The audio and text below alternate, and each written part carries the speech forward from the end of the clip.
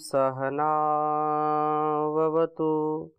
सहनौ भुनक्तु सह वीर्यं करवावहै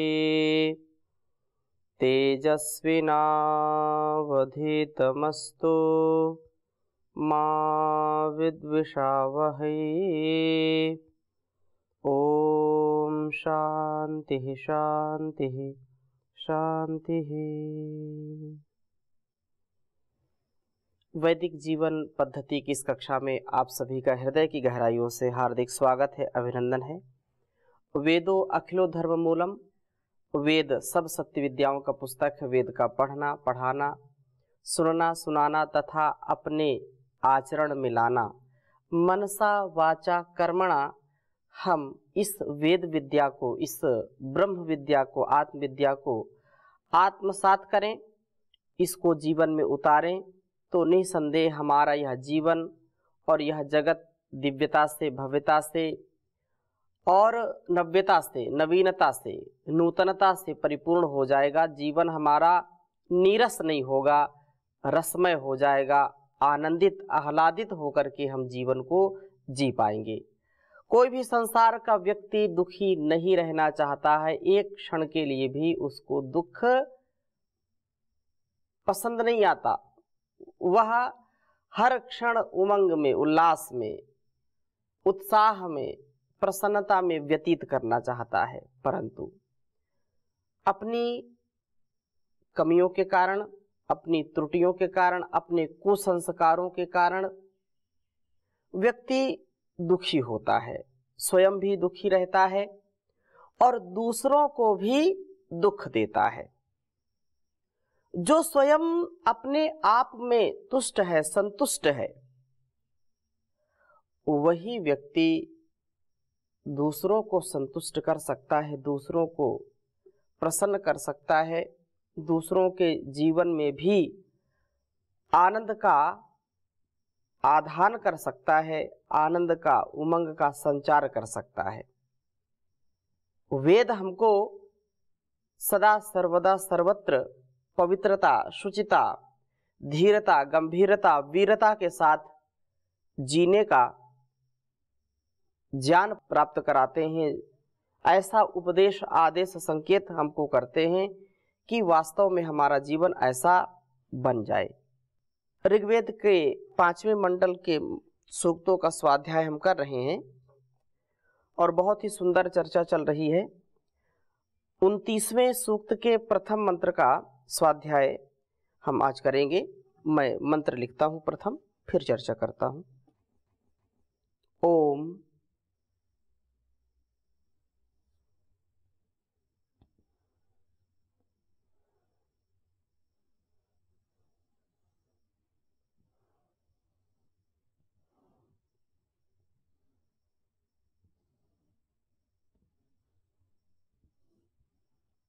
त्रैर्यमा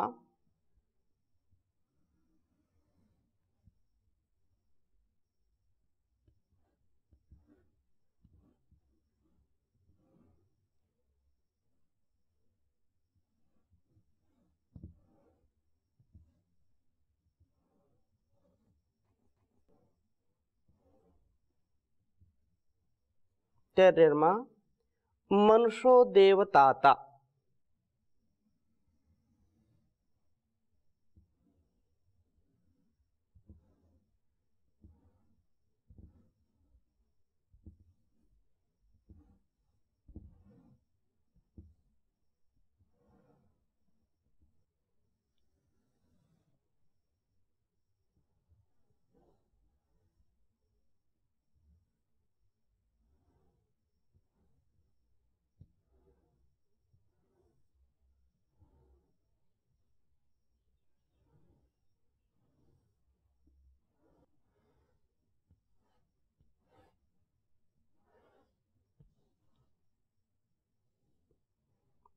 मनुष्यो देवताता त्रि रोचना।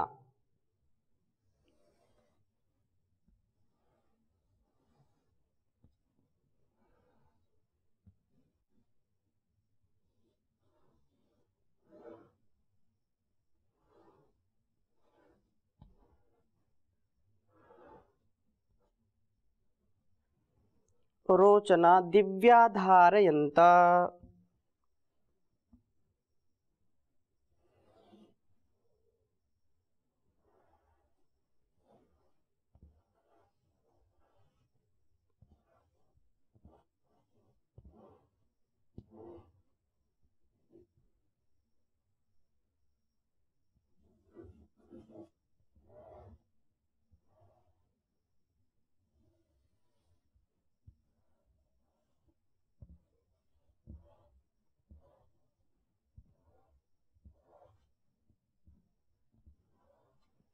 दिव्या धारयन्त अर्चन्ति त्वा मरुतः।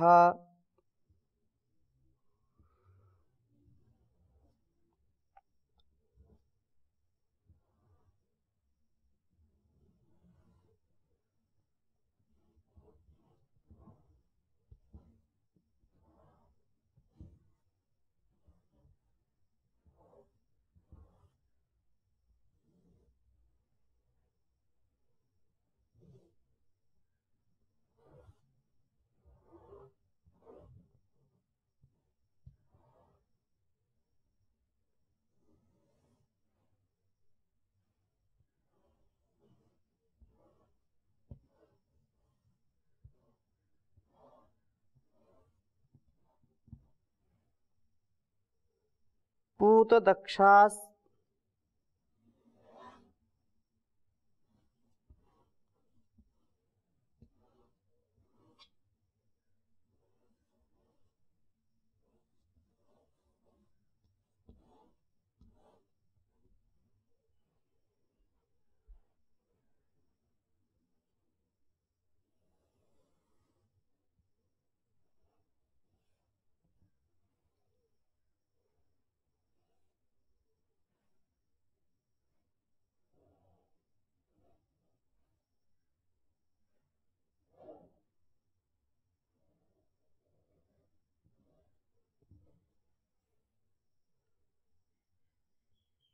पूतदक्षास्त्वमेषा मृषिरिन्द्रासि।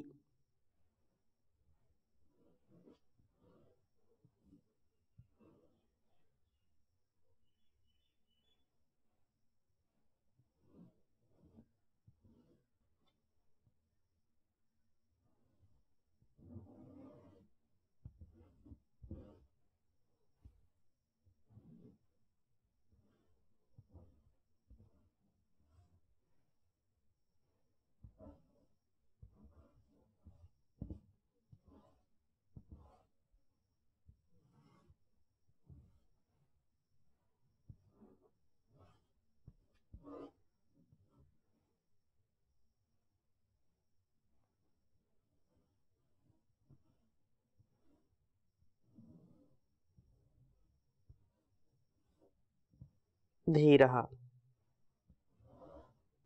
ऋग्वेद के 5वें मंडल के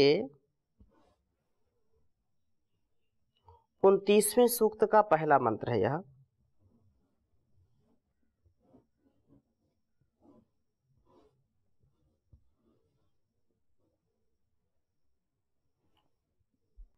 ओम त्रैर्यमा मनुषो देवताता त्रिरोचना दिव्या धारयन्त अर्चन्ति त्वां मरुतः पूतदक्षास्त्वमेषा मृषिरिन्द्रासि धीरः।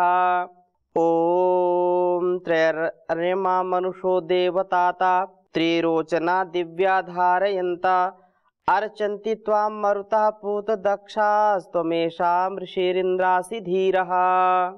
बहुत सुंदर चर्चा है इस वेद मंत्र में। कहा है मनुष्यः विचारशील पुरुष, मननात् मनुष्यः। तो जो मननशील है, जो विचारशील है, उस मनुष्य को, उस विचारशील पुरुष को यहाँ बहुत सुंदर उपदेश दिया गया है। कहा देवताता, यज्ञों में जीवन को यज्ञों में चलाते हुए, अर्थात जीवन हमारा यज्ञी हो, यज्ञीय कर्मों से युक्त हो, ये सारा संसार, ये सारी पृथ्वी, सूर्य, चंद्र, आकाश, जल, अग्नि, सभी अपने अपने कार्यों में निरत हैं। लोक कल्याण के लिए, इस संसार के भरण पोषण के लिए सतत ये अपने उत्तरदायित्वों का निर्वहन कर रहे हैं। संसार में बहुत बड़ा जो यह विराट यज्ञ चल रहा है, तो हमारे जीवन में भी विराटता हो, हमारे जीवन में भी कल्याणकारी कर्मों का अनुष्ठान हो। अर्यमा,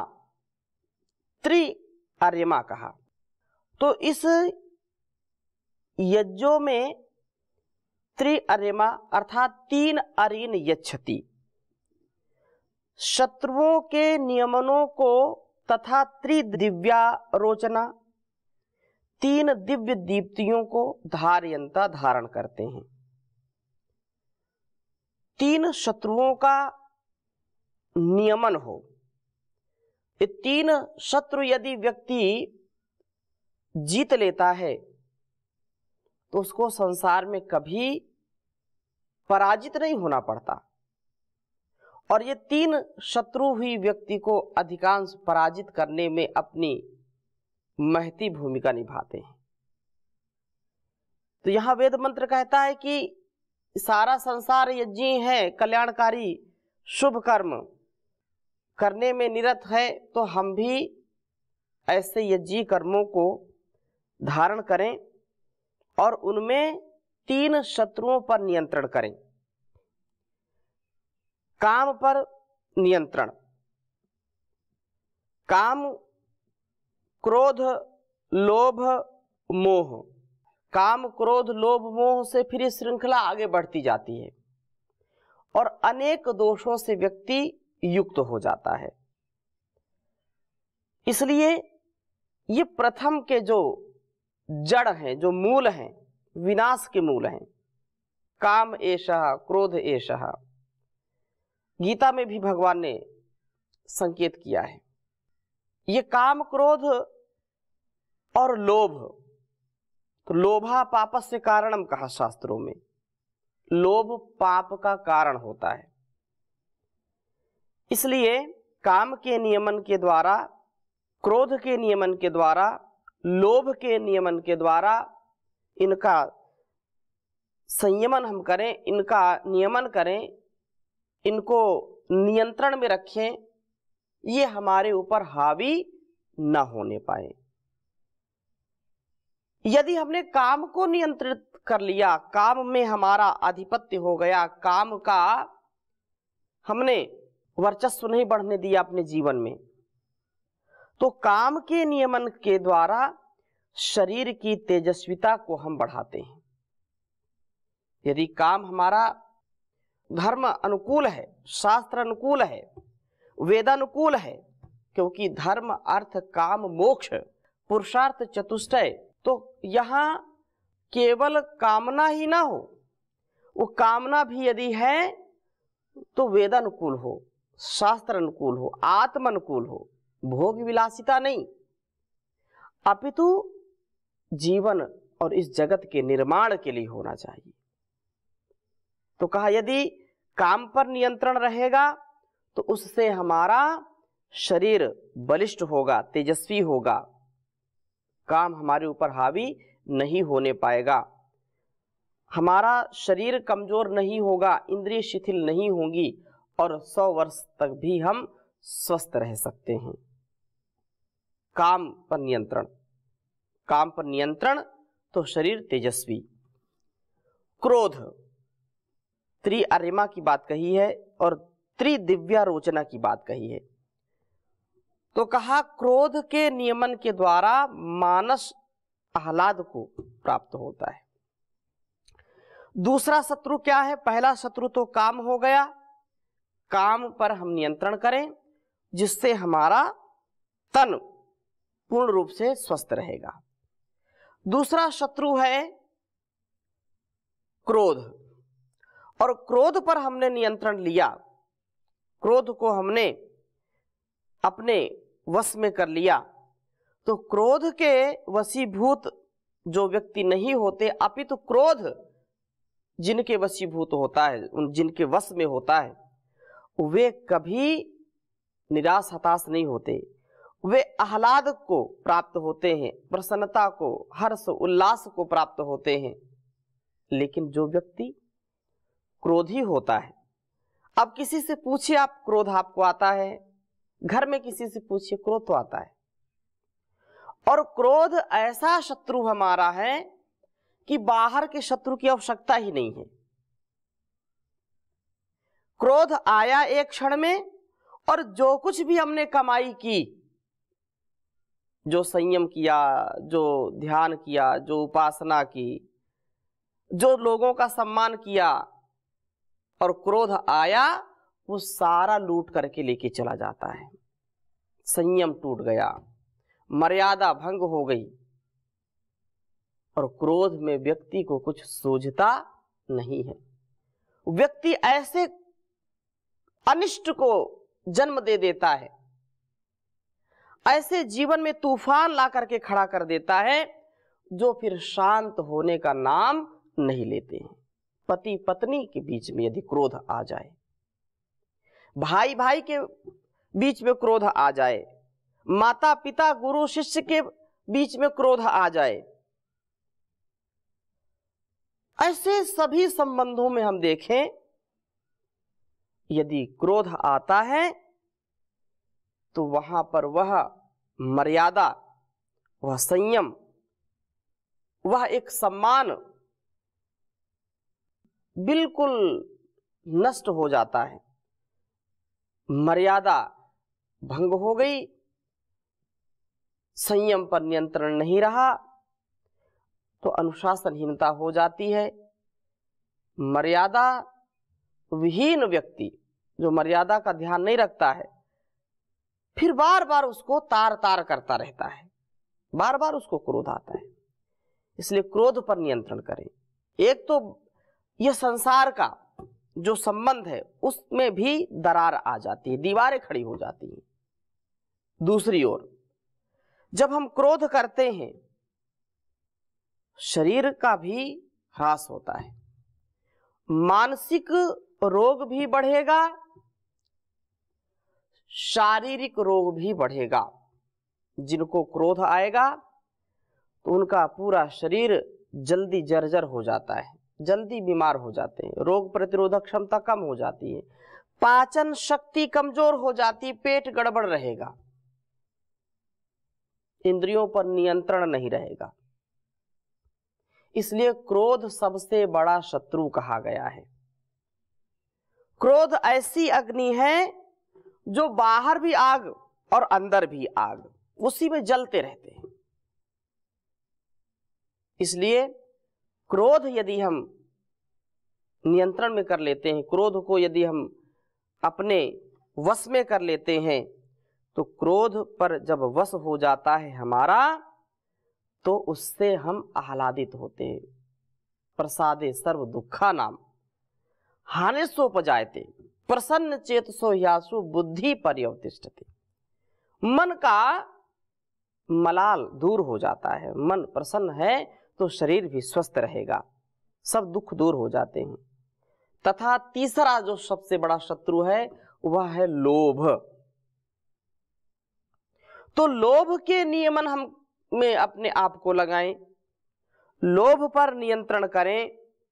यजुर्वेद के 40वें अध्याय में पहला मंत्र ईशोपनिषद का, ईशावास्यमिदं सर्वं यत् किंच जगत्याम जगत तेन त्यक्तेन भुंजीथा मा गृधा कस्य स्विद्धनम। तो मा गृधा, लालच मत करो, लोभ मत करो। किसी के भी धन संपदा, किसी यश कीर्ति को देख करके, किसी के ऐश्वर्य को, वैभव को देख करके लालच मत करो, लोभ मत करो, क्योंकि यह लोभ व्यक्ति को पापी बना देता है, लोभ व्यक्ति को पतित कर देता है। अपकर्ष की ओर ले जाता है, उत्थान की ओर नहीं, पतन की ओर ले जाता है। इसलिए कहा कि लोभा पापस्य कारणम, लोभ वास्तव में पाप का कारण होता है। तो यदि हम लोभ से बचेंगे तो क्या होगा? लोभ के नियमन के द्वारा ज्ञान की प्रचंड दीप्ति को हम धारण करने वाले होते हैं। जो पुरुष लोभ पर नियंत्रण पा जाएगा वह वास्तव में ज्ञान दीप्ति में, ज्ञान प्रकाश में प्रकाशित होता रहता है, दूसरों को भी प्रकाश देता है। इसलिए हे प्रभो, त्वा आपको मरुतः मितरावी, कम बोलने वाले व प्राण साधना करने वाले, मरुतः प्राणा, पूत दक्षा पवित्र बल वाले व्यक्ति ही अर्चंती पूजते हैं। आपको जो बोलते कम हैं लेकिन कर्मों का अनुष्ठान ज्यादा करते हैं, उनका कर्म ही वास्तव में बोलता है, ऐसे लोग। तथा जो प्राण साधना करते हैं, योग साधना करते हैं, जो योगी हैं, निरोगी हैं, उपयोगी हैं, सहयोगी सबके, वे योगाभ्यासी ये जो मन और शरीर बल को नियंत्रित और बलिष्ठ जो बनाने वाले हैं, वे लोग आपकी पूजा करते हैं।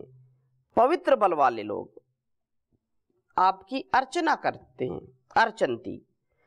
प्रभु का उपासक वास्तव में कम बोलता है, प्राण साधना में, प्राणायाम में निरत रहता है, योगाभ्यास करता है, अपने बल को वासनाओं से मलिन नहीं होने देता है, अपितु